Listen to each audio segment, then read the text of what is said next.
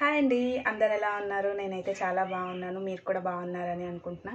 చూస్తున్నారు కదా, ఆయిల్ అయితే ఫుల్గా పెట్టేసుకున్నాను అనమాట. ఇంకా హెడ్ బాత్ చేద్దాము అని చెప్పేసి. అండ్ ఈరోజు కొంచెం హౌస్ అయితే క్లీన్ చేద్దాము అనుకుంటున్నా. ఎందుకు అంటే ఈరోజు వచ్చేసి మాకు మార్కెట్ అనమాట. ఇంకా సాయంత్రం ఉంటుంది మార్కెట్. ఇంకా ఫ్రిడ్జ్ అంతా ఇప్పుడు క్లీన్ చేసి పెట్టేసుకున్నాను అనుకోండి, మధ్యాహ్నం సాయంత్రం వరకు ఆరిపోతుంది. సో ఇంకా ఈవినింగ్ తెచ్చిన కూరగాయలు అయితే మంచిగా నీట్గా సర్దేసుకోవచ్చు కదా. మళ్ళీ డెలివరీకి వెళ్ళినా అనుకోండి, ఇంకా డెలివరీ టైం దగ్గరకు వచ్చింది అనుకోండి, ఇంకా చెయ్యలేను. ఇంకా డెలివరీకి వెళ్ళినా కూడా మళ్ళీ రావడానికి టైం పడుతుంది కాబట్టి మళ్ళీ ఒక 5 to 6 months వరకు అయితే క్లీనింగ్ ఉండదు అని చెప్పేసి సో ఈరోజు అయితే క్లీన్ చేసేద్దాంలే అన్నట్టు అనుకుంటున్నాను అనమాట. అండ్ నెక్స్ట్ వన్ వచ్చేసి ఈరోజు మా అత్తమ్మ వస్తుందన్నమాట ఊరు నుంచి. ఎందుకు వస్తుంది ఏంటి వ్లాగ్ అయితే చూస్తూ ఉండండి, మధ్యలో అయితే నేను చెప్తానమాట. సో ఇంకా పదండి, ఫ్రిడ్జ్ అయితే క్లీన్ చేసేద్దాము. క్లీన్ చేసేసిన తర్వాత ఇంకా మా అత్తమ్మ వచ్చిన తర్వాత ఈవినింగ్ అయితే మార్కెట్కి వెళ్తాము ఇద్దరం కలిసి. సో అవన్నీ మీరు ఈ వీడియోలో అయితే చూడబోతున్నారనమాట. సో వీడియో అయితే స్కిప్ చేయకుండా ఎండ్ వరకు చూడండి. వీడియో నచ్చినట్టయితే లైక్ చేయండి, షేర్ చేయండి, కామెంట్ చేయండి అండ్ సబ్స్క్రైబ్ చేసుకోవడం మాత్రం అస్సలు మర్చిపోకండి. ఫ్రిడ్జ్ క్లీనింగ్ అయితే స్టార్ట్ చేసేద్దాం పదండి. మా ఫ్రిడ్జ్ హాలత్ ఎట్లా ఉందో చూపిస్తాను మీకు. ఫస్ట్ చూపించిన తర్వాత ఇంకా మ్యాట్స్ అన్ని క్లీన్ చేసేసి ఇంకా ఫ్రిడ్జ్ని అయితే ఎట్లా క్లీన్ చేసుకుంటున్నా అవైతే నేను చూపిస్తాను మీకు. ఫ్రిడ్జ్ క్లీనింగ్ స్టార్ట్ చేసే కన్నా ముందు ఒక మీషో అన్బాక్సింగ్ వీడియో అయితే మీకు చూపిద్దాము అనుకున్నా. ఎందుకు అంటే మన సబ్స్క్రైబర్స్లో చాలా మందికి చిన్నపిల్లలు ఉన్నారు కదా, వాళ్ళకైతే మంచిగా యూజ్ అవుతుంది.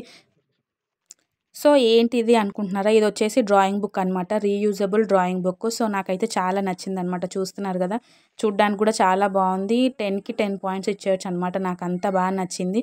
పిల్లలు అయితే చాలా బాగా ఎంగేజ్ అవుతారనమాట. వాళ్ళకు కలర్స్ ఐడెంటిఫై చేస్తున్న పిల్లలు అనుకోండి, కలర్స్ చెప్తూ మంచిగా రాసుకుంటారనమాట. సో యాపీ కలర్స్ ఐడెంటిఫై చేస్తుంది కాబట్టి తనకి కలర్స్ తెస్తే బాగుంటుంది అనిపించింది. సో అందుకని నేను ఈ బుక్ అయితే ఆర్డర్ చేశాను అనమాట. అన్నీ బాగున్నాయి కానీ నాకు ఇది ఒక్కటే నచ్చలేదండి. ఇప్పుడు అదేంటి అంటే మనం రాసిన తర్వాత చేయితో తుడిపేస్తే పోతుందనమాట. పోతుందంటే మన చేయి కంటేస్తుంది కలర్స్.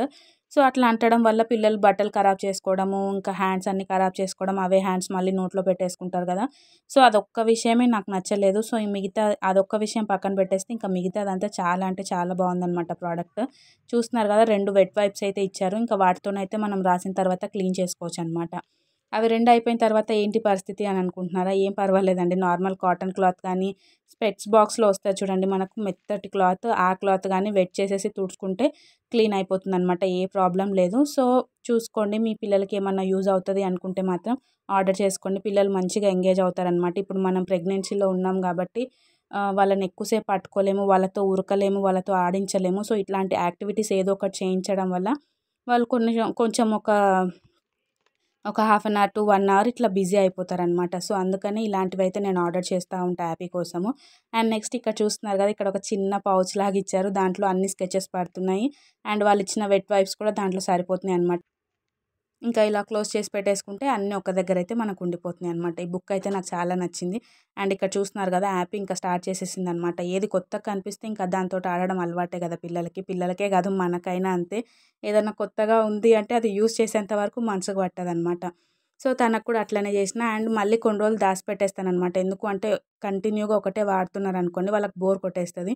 సో అందుకనే కొన్ని రోజులు దాచిపెట్టేసి మళ్ళీ ఇస్తానమాట. మళ్ళీ కొత్తది అనుకొని తను ఫీల్ అయ్యి ఆడుకుంటుంది. ఇంకా తను ఆడుకున్న తర్వాత తను ఫ్రెష్ అప్ చేసి తినిపించేసి పడుకోబెట్టిన అనమాట. ఎందుకంటే ఫ్రిడ్జ్వి గ్లాస్వి కదా, పగలగొట్టేస్తుంది అన్న భయంతో ఆమె పడుకున్నాకనే స్టార్ట్ చేసుకున్నాను అనమాట. అండ్ తను మార్నింగే ఫ్రిడ్జ్ అయితే ఆఫ్ చేసి పెట్టేసిన. ఎందుకంటే చల్లదనం అంతా పోయి మనకు క్లీన్ చేసుకునేటప్పుడు ఇబ్బంది అవ్వదు. సో ఇంకా తను పడుకున్నప్పుడు ఇవన్నీ క్లీన్ చేసి పెట్టుకున్నాను. చూస్తున్నారు కదా, అన్నీ తోమి ఆరబెట్టుకున్నాను. ఇక్కడైతే లైన్గా ఆరబెట్టేశాను అనమాట. ఇల్లు చిన్నగా ఉండేసరికి ఇవి ఆరబెడితే యాపీ మేల్కొని ఉందనుకోండి, యాపీకి తిరగడానికి రాదు, ఇంకా గ్లాసుల పైన ఎక్కి తొక్కేస్తుంది అనమాట. సో అందుకనే తను పడుకున్నప్పుడే ఇలాంటివి చేయాలి. చూస్తున్నారు కదా, ఇంకా పడుకునే ఉంది చిట్టి తల్లి. తను పడుకుంది కాబట్టి ఇంకా స్పీడ్గా చేస్తున్నా. ఇవి ఆరిపోతున్నాయి. అండ్ నెక్స్ట్ వచ్చేసి నేను ఇక్కడ ఫ్రిడ్జ్ని అయితే స్క్రబ్బర్తో తోముతున్నాను అనమాట. ఎందుకు అంటే అక్కడక్కడ మచ్చలు లాగా ఉండిపోతుంది కదా. సో స్క్రబ్బర్తో క్లీన్ చేస్తే ఏంటి అంటే మనకు నీట్గా అయిపోతుంది అనమాట. ఫస్ట్ మొత్తం ఒకసారి స్క్రబ్బర్తోనైతే తోమేస్తానమాట. స్టీల్ స్క్రబ్బర్ యూజ్ చేశారు ఇంత, అది కాదు, ఇది మెత్తడిది యూజ్ చేయండి. ఎందుకంటే స్క్రాచెస్ పడే అవకాశం ఉంటుంది కదా. ఇది కూడా కొత్తది అస్సలు యూజ్ చేయకండి, ఇది పాతది మెత్తగా ఉంది కాబట్టి దీంతో అయితే నేను క్లీన్ చేస్తున్నా. మొత్తము ఒకసారి అంతా తోమేసిన తర్వాత ఇంకా వెట్ క్లాత్ తీసుకొని మొత్తం తుడిచేస్తానమాట వాటర్లో అద్దుకుంటూ.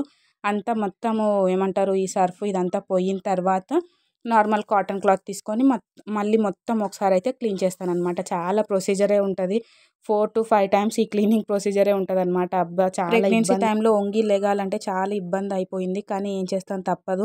మళ్ళీ అట్లనే వదిలేస్తే ఇంకా పాడైపోతది కదా! సో, అందుకని క్లీన్ చేసి పెట్టుకొని వెళ్ళామనుకోండి, మళ్ళీ నేను అన్నీ నార్మల్ అయిపోయి ఒక 5, 6 మంత్స్ తర్వాత మళ్ళీ నేను క్లీన్ చేసుకుంటాను కాబట్టి ఇంకా తప్పదు అన్నట్టు క్లీన్ అయితే చేశాననమాట. ఇంకా రోజు ఒకటి క్లీన్ చేసుకుందాము అని చెప్పేసి ఆ రోజైతే ఫస్ట్ ఫ్రిడ్జ్ అయితే క్లీన్ చేసుకున్నాననమాట. అండ్ నెక్స్ట్ డే వచ్చేసి డబ్బాలు అవన్నీ సర్దుకున్నాననమాట. సెల్ఫ్స్ అవన్నీ ఒక్కొక్కటి నీట్‌గా పెట్టేసుకున్నాననుకో టెన్షన్ అయితే ఉండదనమాట. సో, అట్లా ఒక్కొక్కటి అయితే క్లీన్ చేసుకుంటున్నాను. ఇంకా డెలివరీకి చాలా టైం ఉంది కదా! ఇప్పుడే ఎందుకు క్లీన్ చేసుకుంటున్నారు అని డౌట్ రావచ్చు.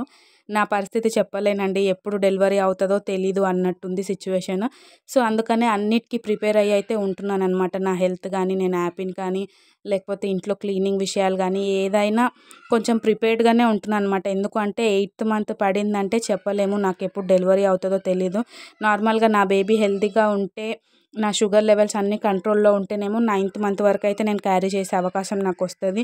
మధ్యలో రెండిట్లో ఏది కొంచెం అటు ఇటు అయినా నాకు తొందరగా డెలివరీ అయ్యే ఛాన్సెస్ చాలా ఎక్కువున్నాయి కాబట్టి అన్నీ నేను కొంచెం ప్రిపేర్డ్‌గానే ప్లాన్ చేసుకొని, ప్రిపేర్ చేసుకొని పెట్టుకుంటున్నాననమాట.